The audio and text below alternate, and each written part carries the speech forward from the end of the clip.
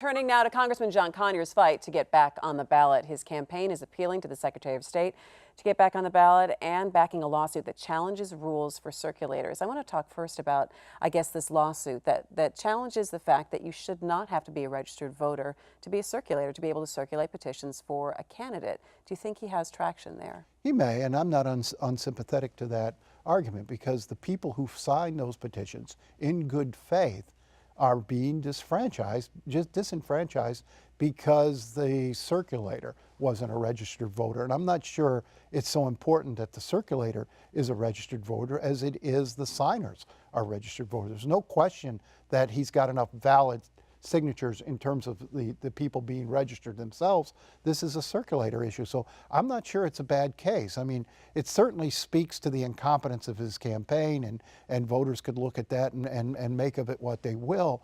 But I don't think these people should be, who signed these signature petitions, should be disenfranchised. No, I think that's right. There's some case law at the federal level that suggests that for some ballot initiatives in other states, similar laws were seen as I don't know whether they were deemed unconstitutional or if they were in conflict with some sort of federal statute. But those ballot issues were allowed to go ahead, even though circulators were not registered voters. I think that's what Conyers is banking on.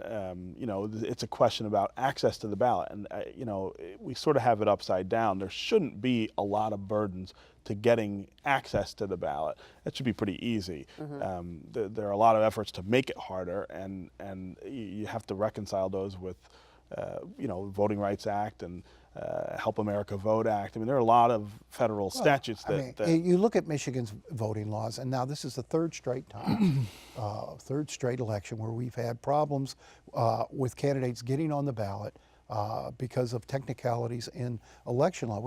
And there's so many inconsistencies in that law. Lawmakers don't have to gather petitions, but congressional candidates do. Local judges, if you're an incumbent, you don't have to gather petitions, but your challenger does.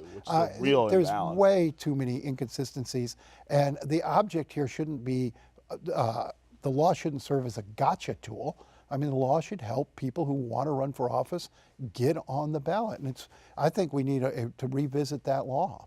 Congressman Conyers, it seems, has changed some of the people around him in the last week or so. That's a good idea. And it seems to be looking that they're going to try everything that they can to make sure that they're in this election for now. I mean, there has been no talk, have you heard, Stephen, of him stepping away and saying, you know what, we're going to give up this fight? No, and I think that's the tragedy here, right? I mean, you continue to ask, where are the people closest to him? It is past time, probably, for them to sit down and say, look, this is not the way you want to end a remarkable career and an important career. This is somebody, I think we forget sometimes, whose role in passing pivotal civil rights legislation was huge, who over the years has continued that fight with dignity, and is the dean of the Black Caucus in the House.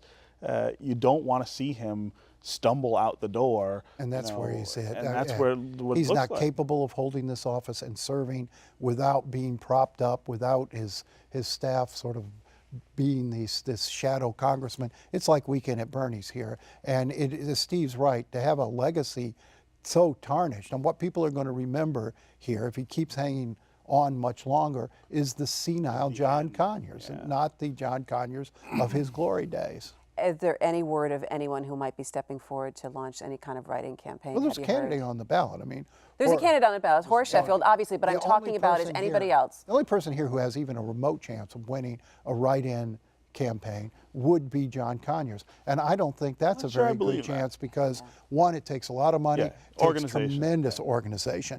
I don't see anybody else who has that on this short notice. There's a lot of talk. Last word, 10 There's a lot seconds. of talk going on in that district about getting that organization and that money together to get somebody else on that ballot. We'll see if it happens. We will